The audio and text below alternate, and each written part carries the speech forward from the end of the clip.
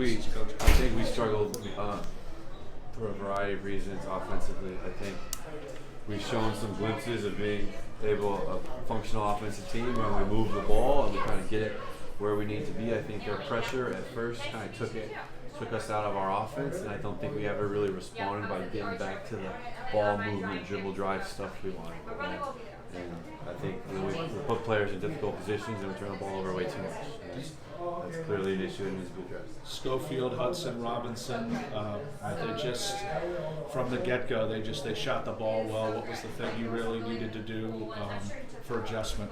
I think the biggest thing that came out is how aggressive they were defensively. And that took us out of anything we wanted to do on offense, and we started taking bad shots. Bad shots lead to transition defense, leads to them scoring and then we're walking up against the defense. And so, what can we do?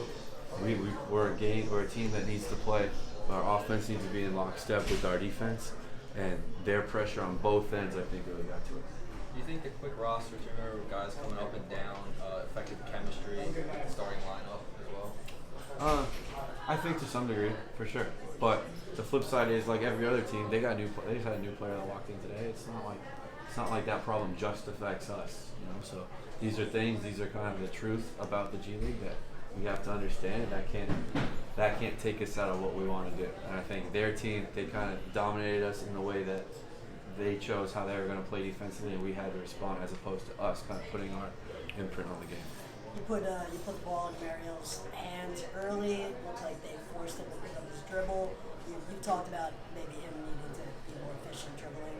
It looked like he was picking up the dribble without a plan sometimes. I think that's true. I think all of our guards struggled in decision making and handling the ball and being tough with the ball. I don't think it's just Mario.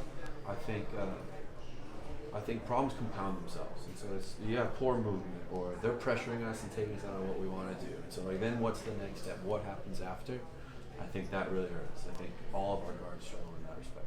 How'd you feel Shake did in his first G League game of the season? It was good. It was good to see Shake back. I hope personally that Shake gets back in the sixer rotation and we don't see him here for Shake's sake, but he knows he's always welcome. I think it took a little bit of getting used to. I think kind of finding his rhythm. And also hasn't played a whole lot coming back from injury, but I thought that's what it is. Get the kinks out, and that's what this is about. Two more. Chris is out, still out with that injury. How big a loss do you think that is for you? Chris, yes. Yeah. I think injuries affect our team. When we look back and it's like, what happened to this game? I'm not sure we're going to say, well, we were injured and that's what changed it. I think that we didn't play with the aggression and kind of the solidarity as a team that we needed. Last one. You have a few days now before the next game. What are some things you're going to work on in practice? We're going to travel tomorrow to Atlanta, and then we play College Park the next day. So we'll have some time then to kind of regroup. We got to get better. We can't let them take us out of what we want to do with the pressure. We got to get the ball moving again. We have to be a more dynamic offensive team. Thanks, Coach. And then our old friend Chase Buford, of course. Yes.